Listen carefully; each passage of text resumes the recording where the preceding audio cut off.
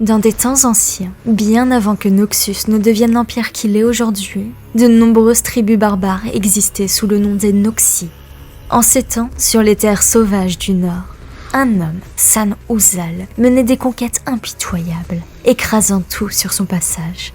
Ces terres d'agonie et de carnage attirèrent l'attention de créatures malveillantes. Les démons, des êtres animés par les souffrances et les tourments des mortels, cherchant à assouvir leurs propres désirs de souffrance en manipulant leurs victimes.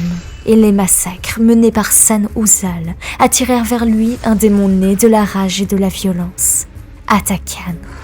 Lorsque ce dernier arriva dans le campement de San Uzal, un affrontement éclata entre lui et Katashli, le fidèle général du tyran. Bien que Katashli combattit avec bravoure, il n'était qu'un simple mortel, et il succomba à la puissance du démon.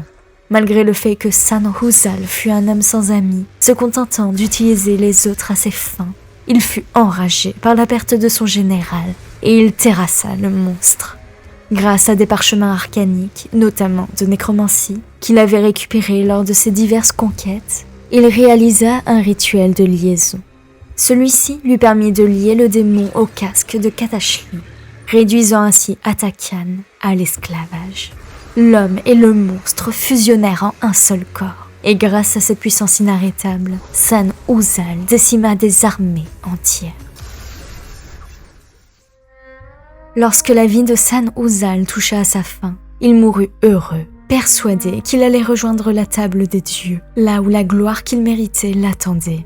Mais il se réveilla dans le vide du royaume des esprits, un vide parfois interrompu par le passage d'âmes perdues.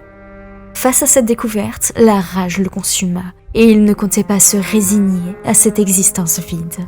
Dans le royaume spirituel, il approfondit ses connaissances interdites, et il développa ses pouvoirs. Puis, il apprit le langage des morts, l'Oshnun, lui permettant de transformer les chuchotements qu'il entendait en mots clairs. C'est ainsi qu'à travers le voile, présent entre les royaumes, il commença à murmurer ses volontés à ceux prêts à l'écouter. Lorsque San Uzal mourut, Atakan fut libéré de son emprise et il goûta à la liberté. Mais quelques siècles plus tard, San Uzal revint à la vie sous la forme d'un mort-vivant, Mordekaiser. En effet, des sorciers avaient entendu ces murmures à travers le voile, et ils acceptèrent de le ramener d'entre les morts en échange d'un pouvoir plus grand.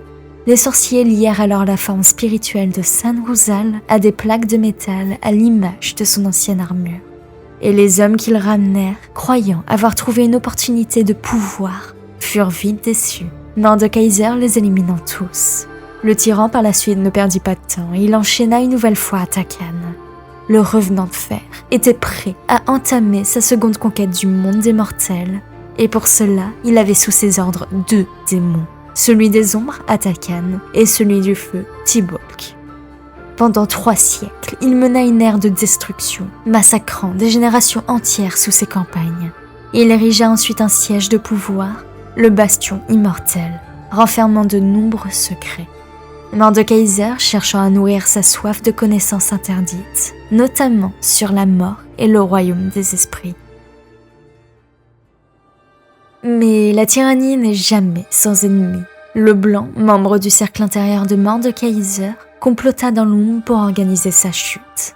Elle partit à la recherche dans des contrées lointaines d'un être décrit comme une sorte de dieu, Vladimir.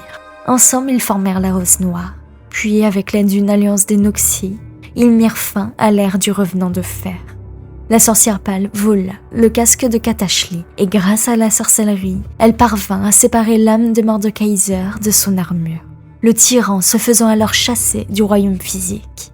C'est ainsi que la Rose Noire vainquit Mordekaiser. Du moins, c'est ce qu'elle croyait, car en réalité, tout cela, y compris la trahison, faisait partie de son plan. Lorsque Mordekaiser tomba, les 2 démons sous ses ordres furent maîtrisés. Leurs pouvoirs furent amoindris et transformés en de simples gouttes. Ces dernières furent enfermées dans une fiole enchantée et envoyées au conservatoire de Ravenbloom de la Rose Noire. Pendant des années, elles ne furent pas utilisées jusqu'au jour où certains membres du culte cherchèrent à créer de nouvelles armes pour envahir Ionia. Ils promirent alors à une mage noxienne, Amolin Kiosa, de lui conférer des pouvoirs qui la rendraient plus forte. La goutte du démon Tibolk lui fut insufflée, et depuis ce jour, elle entend la voix du démon.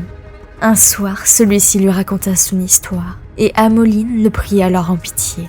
Amoline, ayant fui Noxius, vivait maintenant dans un lieu isolé avec l'homme qu'elle avait rencontré lors de sa fuite. Pour la naissance de sa fille, Annie, elle confectionna un ours en peluche dans lequel elle transféra le démon.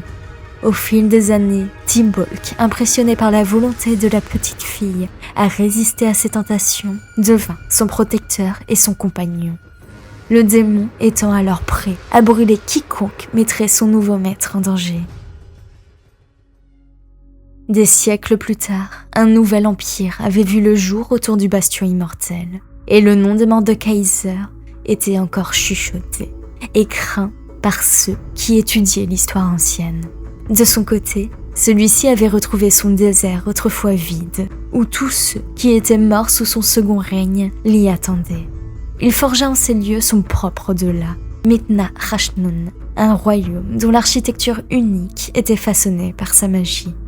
Grâce à celle-ci, les âmes y résidaient éternellement, et les plus fortes d'entre elles devenaient son armée dévouée et éternelle. Grâce à sa capacité de manipuler la magie spectrale, il se forgea une masse qu'il nomma Vesper, inspirée de son ancienne arme. Dans sa première vie, il croyait être digne des salles éternelles de sa foi, grâce à ses nombreuses conquêtes. Mais Sanhuzal a connu la mort, et il l'a utilisée pour forger le début de sa véritable conquête. Peu d'êtres connaissent aussi bien la magie de l'esprit, de la mort et des mortels que lui. Il est prêt à remodeler les divers royaumes sous sa volonté de fer. Et alors que les âmes de ses anciennes conquêtes l'attendaient dans le royaume des esprits, c'était désormais au tour des âmes du royaume physique de l'attendre. Mordekaiser est prêt pour son dernier règne. Pendant ce temps, Atakan supplie le blanc de le libérer, mais celle-ci refuse, ayant des projets bien plus grands pour celui-ci. La question qui reste est: souhaite-t-elle se servir des pouvoirs du démon pour contrer le grand retour de Mordekaiser, ou s'en servir pour ses propres desseins? Si la vidéo vous a plu, abonnez-vous, partagez, likez, commentez, vous connaissez le Discord. Si vous êtes arrivé jusque là dans la vidéo, indiquez-moi en commentaire ce que vous pensez de la nouvelle saison. Et sur ce, je vous dis à la prochaine.